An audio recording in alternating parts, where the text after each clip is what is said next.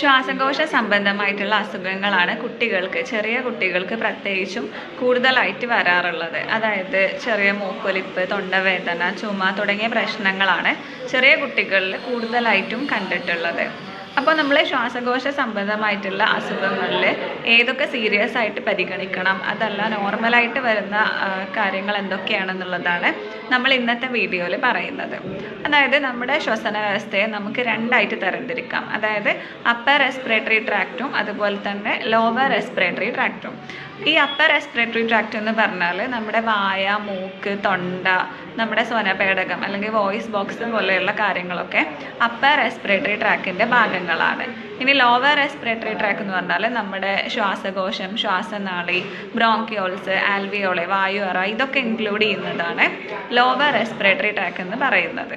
ശ്വാസകോശ സംബന്ധമായിട്ടുള്ള എന്ത് അസുഖങ്ങൾ വന്നാലും, കുട്ടികളിൽ ഏത് അസുഖം വന്നാലും രക്ഷിതാക്കൾ പൊതുവെ അതിനെ പേരിട്ട് വിളിക്കുക കഫക്കെട്ട് എന്നാണ്. കാരണം അവർ വന്ന് പറയുന്ന സമയത്ത് കുട്ടിക്ക് കഫക്കെട്ട് ഉണ്ട് എന്നുള്ള രീതിയിലാണ് പറയുക. പക്ഷേ കഫക്കെട്ട് എന്നുള്ള പേര് വിളിച്ചതുകൊണ്ട് മാത്രം ആ അസുഖം ഉണ്ടാവണമെന്നില്ല.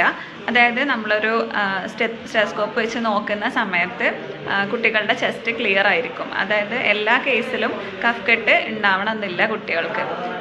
അപ്പോൾ അപ്പർ റെസ്പിറേറ്ററി ട്രാക്ട് ഇൻഫെക്ഷൻസിൻ്റെയും ലോവർ റെസ്പിറേറ്ററി ട്രാക്ട് ഇൻഫെക്ഷൻ്റെയും ലക്ഷണങ്ങൾ നമ്മൾ വ്യക്തമായിട്ട് അറിഞ്ഞിരിക്കണം.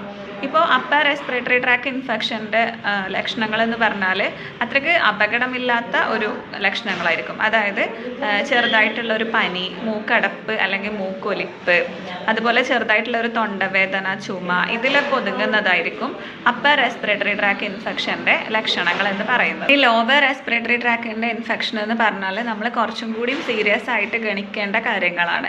അതായത് ന്യൂമോണിയ പോലെയുള്ള അസുഖങ്ങളൊക്കെ ബാധിക്കുന്നത് നമ്മുടെ ലോവർ റെസ്പിറേറ്ററി ട്രാക്കിനെയാണ്. അപ്പോൾ അതിൻ്റെ ലക്ഷണങ്ങൾ എന്ന് പറഞ്ഞാൽ പൊതുവെ ശക്തമായിട്ടുള്ള പനി ഉണ്ടാകും.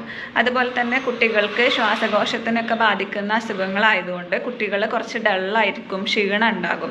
ഇപ്പോൾ അപ്പർ റെസ്പിറേറ്ററി ട്രാക്കിൽ കുട്ടികൾക്ക് ജലദോഷം, മൂക്കൊലിപ്പൊക്കെ ഉണ്ടെങ്കിലും കുട്ടികൾ കളിക്കും, അവരുടെ കാര്യങ്ങൾ ചെയ്യുകയൊക്കെ ചെയ്യുന്നുണ്ടാവും. പക്ഷേ ലോവർ റെസ്പിറേറ്ററി ട്രാക്കിനെയാണ് ഇൻഫെക്ഷൻ ബാധിച്ചിട്ടുള്ളതെങ്കിൽ കുട്ടികളൊന്ന് ഡള്ളാകും.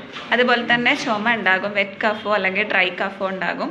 അതുപോലെ കുട്ടികൾക്ക് ശ്വാസം എടുക്കാൻ നല്ല ബുദ്ധിമുട്ടായിരിക്കും, ഒരു പ്രയാസപ്പെട്ടിട്ട് ശ്വാസം എടുക്കുന്ന പോലെ ആയിരിക്കും ലോവർ റെസ്പിറേറ്ററി ട്രാക്കിൽ ഇൻഫെക്ഷനിൽ ഉണ്ടായിട്ടുണ്ടാവുക.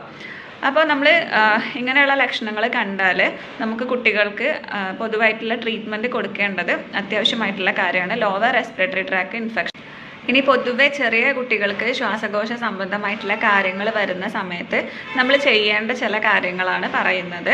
അതായത് കുട്ടികളെപ്പോഴും മലർത്തി കിടത്താതെ